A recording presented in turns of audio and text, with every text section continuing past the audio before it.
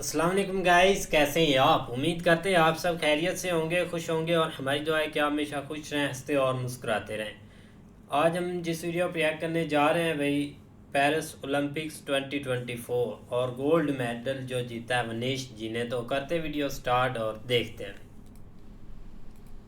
दोस्तों, इस देश को ओलंपिक में 3 ब्रॉन्ज मेडल जीतने की इतनी खुशी नहीं हुई थी जितना दुख विनेश फोगाट के ओलंपिक से बाहर हो जाने का हो रहा है। पूरा देश जब विनेश के गोल्ड मेडल मैच का इंतजार कर रहा था तभी यह खबर आती है कि 100 ग्राम ओवरवेट होने की वजह से उन्हें ओलंपिक से डिस्क्वालीफाई कर दिया गया। इससे बड़ा सदमा किसी स्पोर्ट्स लवर के लिए हो ही नहीं सकता। 2016 के रियो ओलंपिक में घुटने की चोट की वजह से विनेश जब क्वार्टर फाइनल मैच में रोते हुए बाहर हुई तो उसे पूरे देश ने देखा था। टोक्यो में भी वो क्वार्टर फाइनल हार गई थी तो उस बात का भी सबको मलाल था। फिर यौन उत्पीड़न के मामले में पहलवानों के आंदोलन के टाइम जब उन्हें इतने लोगों की छींटाकशी सहनी पड़ी तो उस बात का मलाल भी सबको था। इतना ही नहीं, फिर इसी घुटने की चोट की वजह से पिछले अगस्त में उन्हें ऑपरेशन करवाना पड़ा। किसी को उम्मीद नहीं थी कि वो वक्त पर ओलंपिक में फिट हो पाएंगी, मगर वो हो गई। वो 53 किलोग्राम वेट कैटेगरी में लड़ती थी, मगर उस कैटेगरी में अंतिम पंगाल क्वालिफाई कर गई तो मजबूरी में उन्हें 50 किलोग्राम की कैटेगरी से लड़ना पड़ा। उन्होंने अपना 5-6 किलो वजन घटाया। अपने पहले ही मैच में जापान की उस वर्ल्ड चैंपियन रेसलर को हराया जो 82 मैच के अपने पूरे करियर में आज तक एक बार भी नहीं हारी थी। विनेश की ये जीत पेरिस ओलंपिक का सबसे बड़ा तहलका था। इतना बड़ा अपसेट आज तक ओलंपिक के किसी भी गेम में नहीं हुआ था। जापानी रेसलर को हराने के अगले कुछ घंटों में विनेश 2 मैच और जीतकर ओलंपिक के फाइनल में पहुंच गई। वो ओलंपिक में गोल्ड मेडल जीतने वाली पहली भारतीय बनने से सिर्फ एक जीत दूर थी। उनकी इस पूरी स्ट्रगल को इंडियन स्पोर्टिंग हिस्ट्री की सबसे शानदार स्टोरी बताया जा रहा था। हर कोई सांसें थामे बस यही इंतजार कर रहा था कि विनेश कब गोल्ड जीतती है। मगर जैसा कि अक्सर होता है, ऊपर वाले की स्क्रिप्ट में बॉलीवुड फिल्मों की तरह हर बार हैप्पी एंडिंग नहीं होती।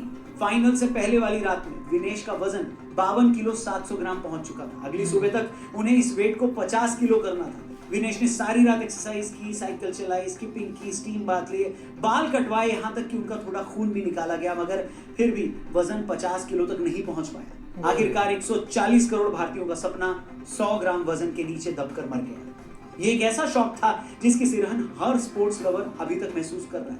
ये एक ऐसा गम है जो शायद कभी कम ना हो।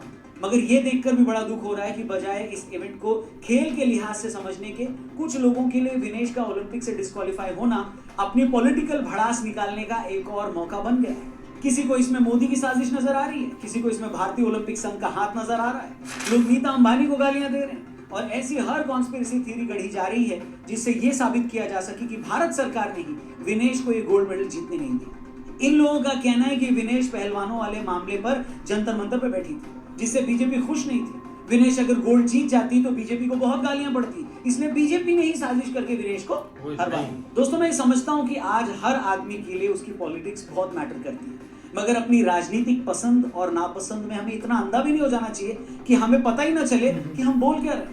विनेश के इस डिस्क्वालिफिकेशन पर अच्छे खासे पढ़े लिखे लोगों की तरफ से ऐसी झूठी बातें की जा रही हैं कि आप सन्न रह जाएंगे। लोग ऐसी ऐसी कॉन्स्पिरेसी क्रिएट कर रहे हैं जिसे सुनकर आपका दिल करेगा कि कुएं में कूद जाऊं।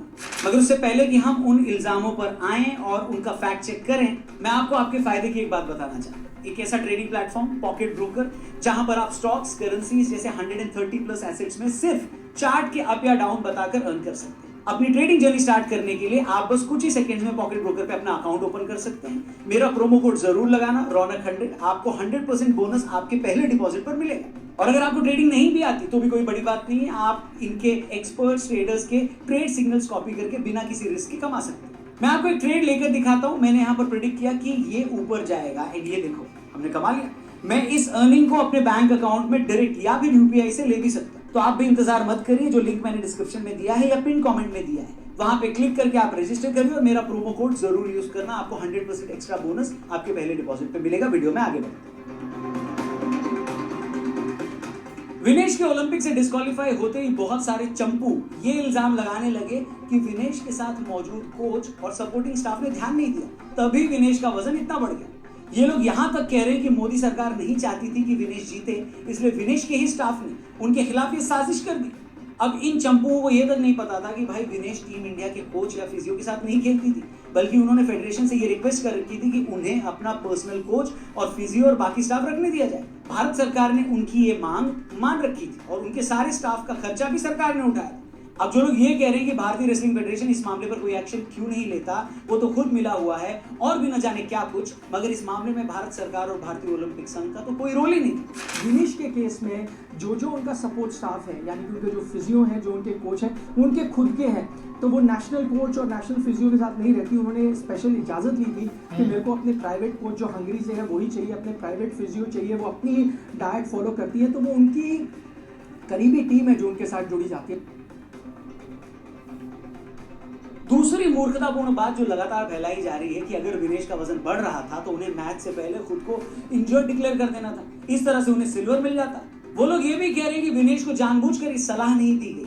अब इन नासमझों को कौन समझाए कि भाई इंजर्ड होने पर सिल्वर उन्हें तभी मिलता जब वो मैच के दौरान ऐसा करती या उससे पहले उनका वेट नॉर्मल होता। ओलंपिक के इस रेसलिंग इवेंट में 2 बार किसी एथलीट का वजन होता है। विनेश का पहली बार वजन तब हुआ जब पहले दिन उनके 3 मैच, उस वक्त उनका वजन 49 था, 49 किलो, मगर उसी शाम तक ये वजन 52 किलो से ऊपर चला गया और अगले दिन मैच से पहले जब सुबह 7:30 बजे उनका वजन किया गया तो वो वजन 100 ग्राम ज्यादा निकला और इसी बेस पर वो डिस्क्वालीफाई। जो लोग कह रहे हैं कि विनेश खुद को इंजर्ड डिक्लेयर कर देती, इन लोगों से पूछो कि क्या ये बात विनेश के स्टाफ में किसी को नहीं पता थी? सारी जानकारी यही लोग जुटा कर लाए। विनेश खुद पहलवानों के खानदान से आती, क्या ये बात उन्हें कोई बता नहीं सकता था? उनके सर्कल में सारे चैंपियन पहलवान हैं। अगर ऐसा हो सकता तो वो लोग ही उसे बता देते। उनमें से किसी ने सलाह नहीं दी, क्योंकि ऐसा हो ही नहीं सकता। आपको मैच से पहले दोबारा वजन करना ही होता है। इनफैक्ट मैच से 1 रात पहले बजरंग पुनिया ने ये बात खुद टीवी वालों को बताई थी कि अभी विनेश का वेट बढ़ा हुआ है और वो उसे कम करने की कोशिश कर रही है। लेकिन ये इतना आसान काम नहीं है। मतलब उन्हें तो पहले से ही ये पता चल गया था कि विनेश के सामने क्या चैलेंज है। कोई भी खिलाड़ी पहले खुशी नहीं मनाता। अगर हम उस चीज़ से संतुष्ट हो जाएंगे तो अच्छा परफॉर्मेंस नहीं कर पाएंगे। तो टारगेट है गोल्ड का, उसी के लिए बातें हुई हैं कि भाई हाँ कैसे क्या करना है। पहले वेट, क्योंकि वेट कम करना है, 50 किलो वेट ज़्यादा मिलने के लिए बहुत मुश्किल होता है। अब कुछ लोग ये भी कह रहे हैं कि भारतीय ओलंपिक संघ ने विनेश की कोई मदद नहीं की। अरे यार, ये तो हद हो गई। सबसे पहले आप विनेश फोगाट का ये ट्वीट देखिए, जिसमें वो ओलंपिक से पहले इतनी जल्द उनका शेंजन वीजा लगने के लिए भारत के खेल मंत्री, विदेश विभाग और जितनी स्पोर्ट्स अथॉरिटीज हैं उनको थैंक यू बोल रही है। विनेश की खबर आने के बाद भारत के प्रधानमंत्री नरेंद्र मोदी ने खुद इंडियन ओलंपिक एसोसिएशन की प्रेसिडेंट पीटी उषा जी से बात करके इस मामले में जो कुछ हो सकता है उन्हें करने की सलाह दी। इसके बाद विनेश अपनी डिस्क्वालिफिकेशन के खिलाफ court of arbitration for sport यानी सीएस में अपील की गई। हो सकता है जब आप ये वीडियो देख रहे हो तब तक कोई फैसला भी आ गया, मगर जब ये मामला संसद में उठा, कुछ सांसदों की तरफ से इस मामले में संसद में सरकार को जब घेरा गया, तो खेल मंत्री मनसुख मांडविया को ये बताना पड़ा कि खेल मंत्रालय ने सिर्फ पेरिस ओलंपिक की तैयारी के लिए विनेश फोगाट पर कितने पैसे खर्च किए। ओलंपिक से पहले उन्हें जुलाई महीने में ग्रां प्री के लिए स्पेन भेजा गया। उससे पहले जून में बुडापेस्ट में एक टूर्नामेंट खेलने वो गए। इसके अलावा हंगरी में भी उन्होंने टाटा ओलंपिक सेंटर में ट्रेनिंग की। इसके अलावा टोक्यो ओलंपिक 2020 के लिए भी विनेश को 1 करोड़ 13 लाख रुपए की मदद की। अब आप ही बताइए, एक सरकार एक एथलीट पर 5 साल में 2 करोड़ रुपए के करीब लगाती है, उसकी हर बात मानती है, उसको दुनिया की बेहतरीन से बेहतरीन फैसिलिटीज देती है। इसके बावजूद कुछ लोग ये कह रहे हैं कि सरकार की ही साजिश है कि विनेश को गोल्ड मेडल नहीं मिला। ये बात कहना वैसे ही है जैसे किसी माँ पर ये इल्जाम लगाना कि उसका 1 साल का बच्चा जब चलने लगता है तो उसकी माँ ही टांग अड़ाकर उसे गिरा देती है। मतलब शर्म आनी चाहिए ऐसी पॉलिटिक्स करने वालों को।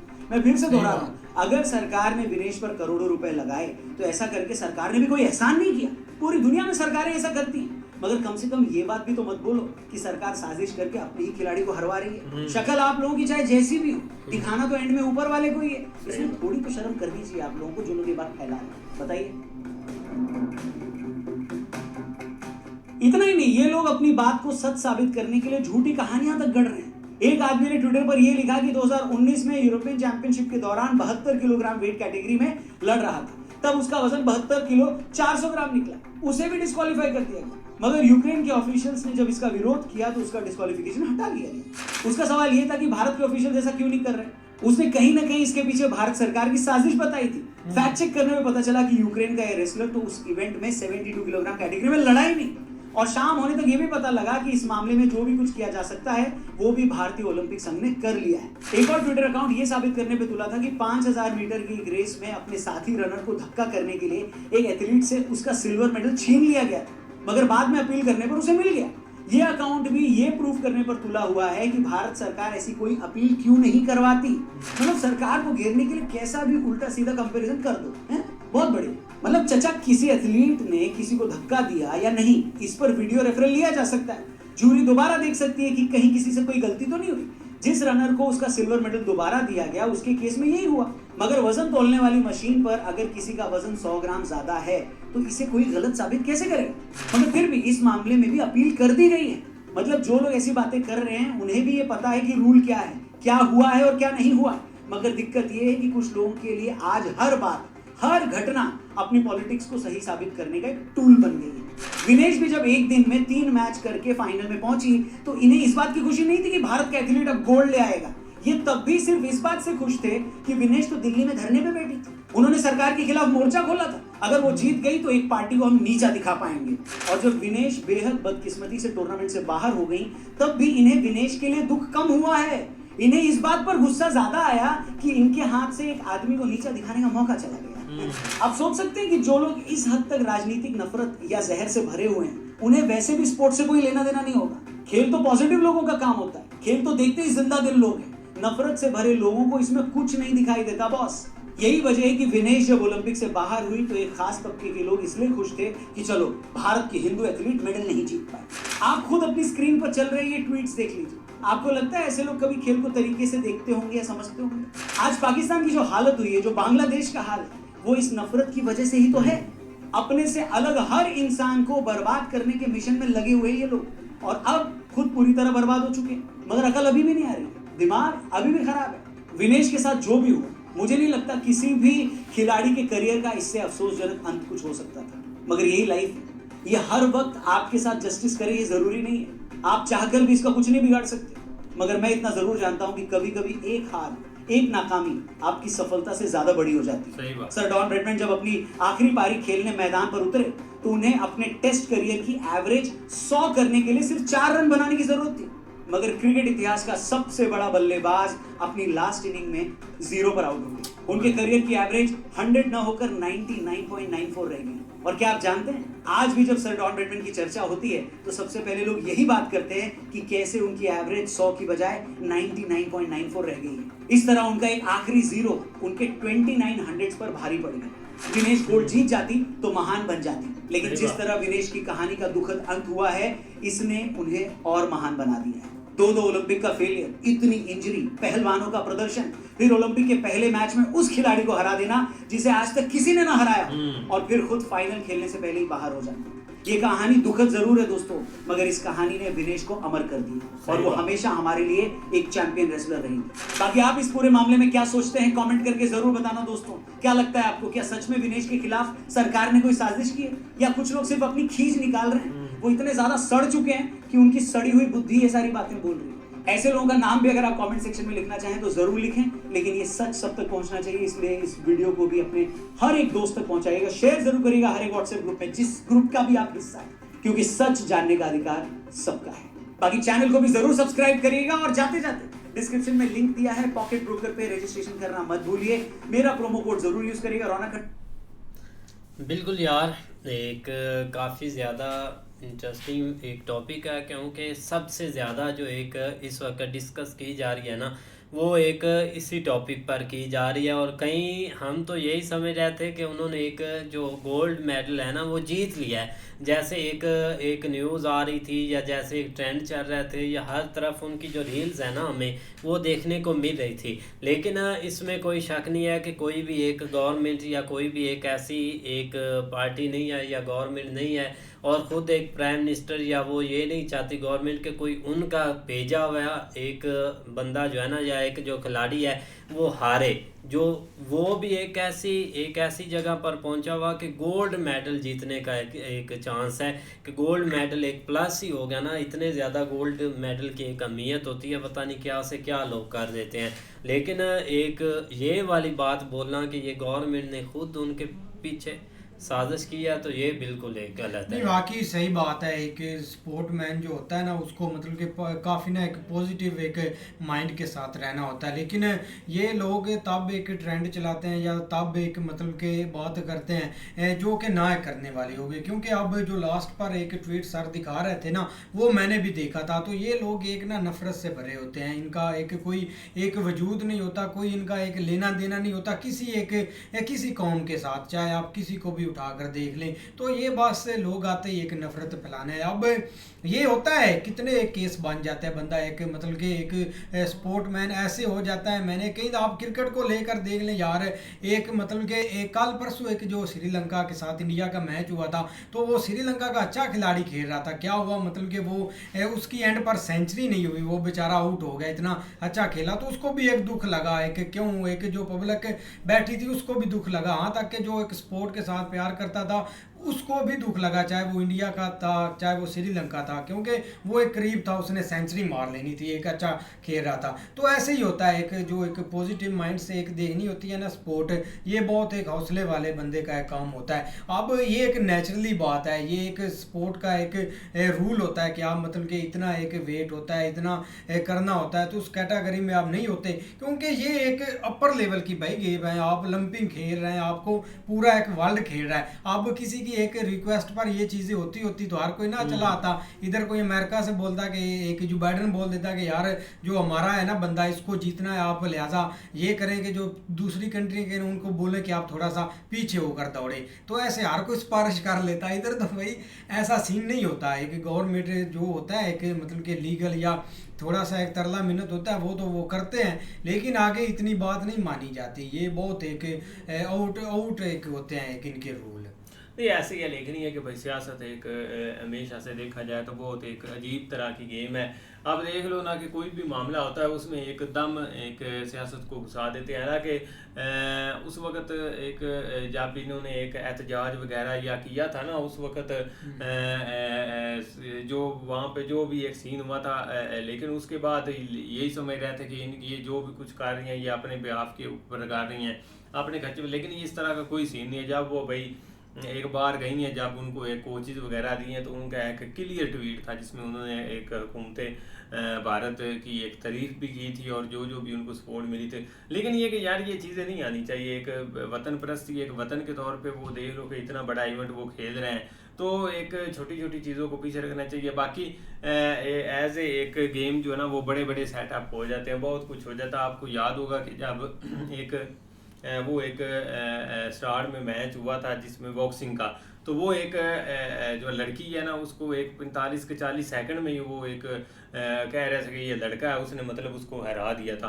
तो वो कहाँ पे ट्रेंड हुआ था, पूरी दुनिया में ट्रेंड हुआ। तो ये चीज़ें हो जाती है। भला के पीछे देखा जाए तो जब उसका एक दिखाया तो वो ज़्यादा यही कह रहे थे कि ये भाई लड़की है। यहाँ तक कि मैं देख रहा था कि एलोन मस्क भी इसके ऊपर वो जो है लगा हुआ था कि ये लड़की है भाई, ये लड़का नहीं है, मतलब इस तरह की चीज़ें।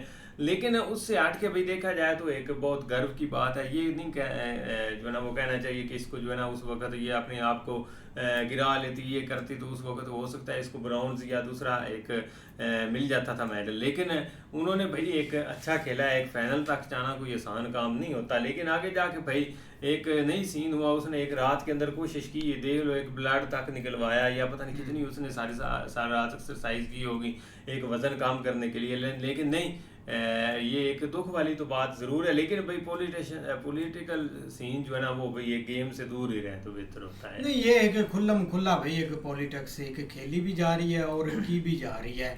ऐसा कोई सीन नहीं, ऐसा कोई मुल्क नहीं सोचता और ऐसा कोई देखने वाला नहीं करता है जो एक लोग अभी एक थ्योरी पेश कर रहे हैं अपनी। बिल्कुल, तो उम्मीद करते हैं आपको वीडियो पसंद आएगी। अगर पसंद आया वीडियो को लाइक, चैनल को सब्सक्राइब ज़रूर कीजिएगा। मिलते हैं नई वीडियो के साथ, तब तक के लिए अल्लाह हाफिज़।